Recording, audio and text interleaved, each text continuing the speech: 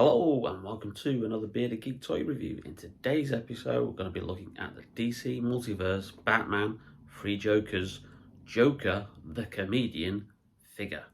Stay tuned.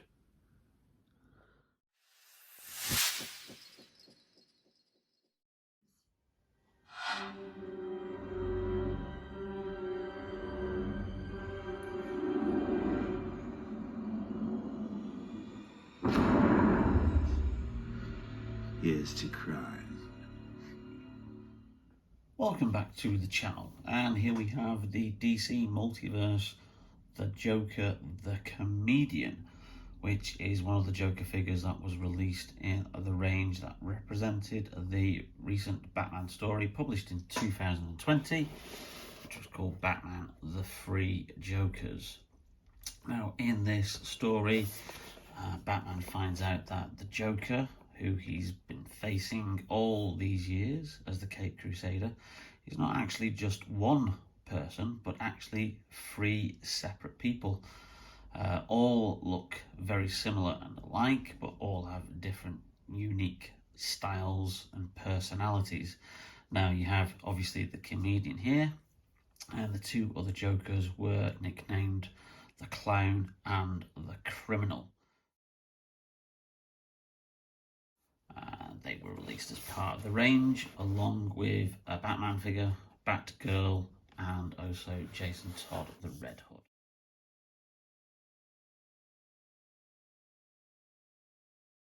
So you can see on the back of the packaging there, you've got a photograph of the figure. Again, they're not using artwork anymore.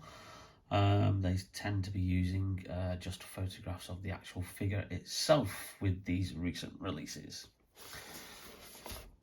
Now, this Joker is based on the character that appeared in the seminal Batman story from 1988, written by Alan Moore, artwork by Brian Bolland, Batman The Killing Joke.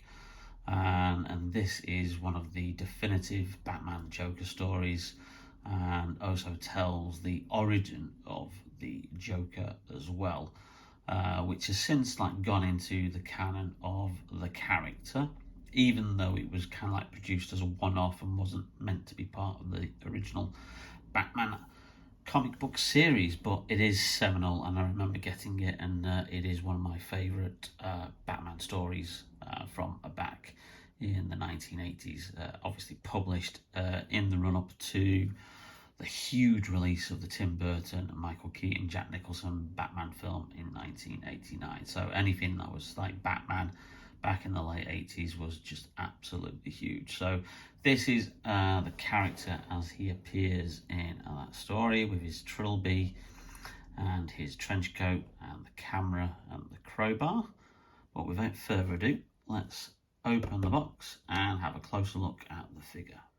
Now, before we get to the figure, as is standard with this, the inner packaging does have the nice artwork covers from past comics, and we've got the DC figure stand there, which you get with all these figures, as well as the little trading card, which I'll just slide out there.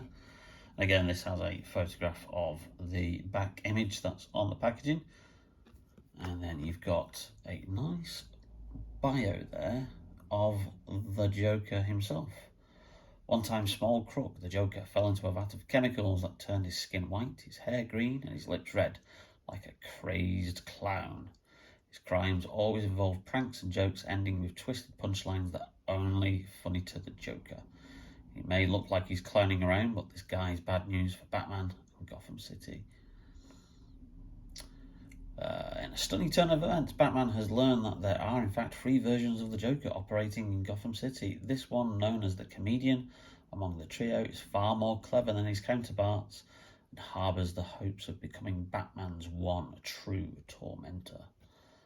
Giving you a nice synopsis there of the comic book storyline, which I actually haven't read, but I am on the lookout for the hardcover version, because it does sound as if it's an intriguing story. It's a nice little twist on the character, even though on reflection it does kind of make Batman look like a bit of an idiot, because, you know, Batman, Bruce Wayne, is supposed to be the world's greatest detective, and he's been fighting the Joker for all these years now, and not once has he realised that they're actually three different people. So, yeah, I suppose if there's an explanation for that, then absolutely great. If not, then it makes Batman look a little bit stupid. But anyway, let's move on to the figure. So, two accessories with this figure. We have the camera, which is nicely detailed with a nice flexible strap there, which I presume you can either hold in hand, or you can have him have that around his neck. And also a crowbar, which is one of the Joker's favoured weapons to use. He famously beat the second Robin, Jason Todd, to death in a storyline from the late 1980s, A Death in the Family, with a crowbar. And obviously, since then, Jason Todd has been resurrected and is now the Red Hood, who obviously is part of this range of figures. And here is the Joker, the comedian. And the first thing that impresses is obviously the trench coat, with some really good detailing there. It's made of a lovely soft plastic material, so it really does give that kind of trench coat feel. Some nice sculpting there on the back. You can't really see much, obviously, of the figure further up. Now, this is the same body as the other two Jokers, but obviously it's covered up with the trench coat in this instance. But nice detailing there with it crossed over. It's just a bit of a shame that there's no paint application on the belt buckle, but never mind. His gloved hands there. Again, some missing paint details, which on the collar, not the collar, the cuff link, the cuffs buckle there on the sleeves, which would have been nice to have. However, besides that, there is lots of points of articulation. Again, McFarlane, 22 points of articulation on these figures. So you can have him a variety of poses, although you are probably limited with the whole movement of the waist, which is obviously because of this jacket that is obviously forms part of the figure there. So there is articulation there, because obviously the other figures have kind of like articulation at the waist and the lower chest, but you don't have real much access to it here on this particular figure. The hat, great detail. And then you've got the application of the hair at the back. Again, nice wash on there. But the absolutely best striking thing about this figure is just look at that face. Just look at that face. Now, this is the same sculpt as, I think, the clown version of the Joker. The criminal one, who's meant to be a little bit older and a little bit wiser of the three Jokers, has a more serious looking face. But look at the detail of that. And the thing that really attracted me to this figure, and obviously what was so striking, is the paint application on the eyes. Now, this is straight out of the pages of the comic book and rectified in the animated movie version of The Killing Joke, where they have the specks of light just hitting his pupils from the shadow under the trilby there, and it just gives a really evil look to the Joker. That's absolutely fantastic. Just look at how that face is. That's the stuff to kind of like really give you nightmares. If you opened your door and was confronted by that, like Barbara Gordon is in the story. That is a magnificent sculpt, and a brilliant paint job.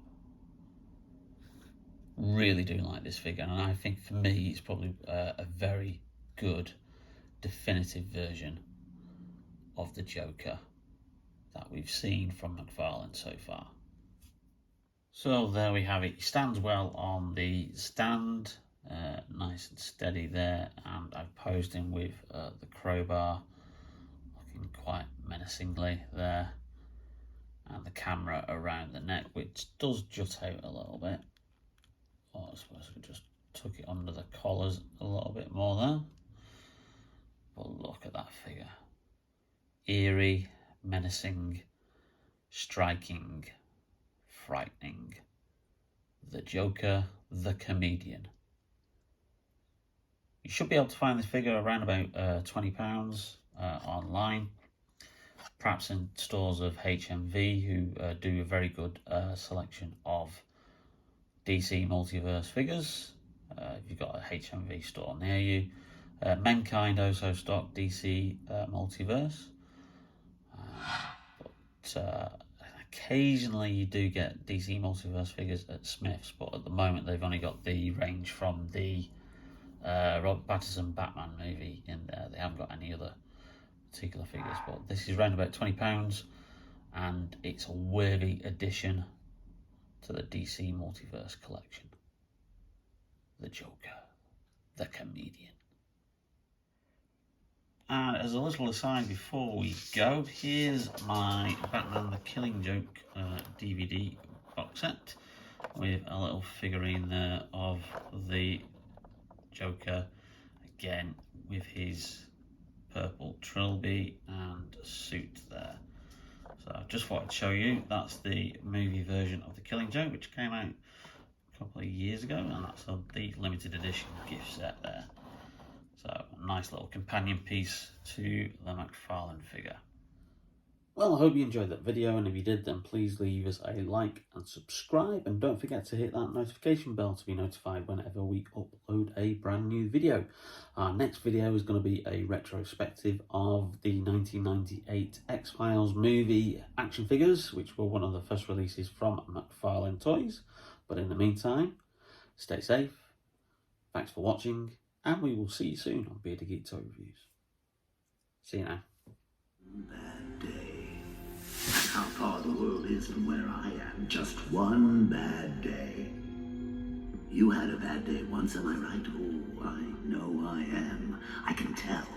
You had a bad day and everything changed. Geek Toy Review. In today's episode, we're going to be looking at the DC Multiverse. Oh, fuck's sake.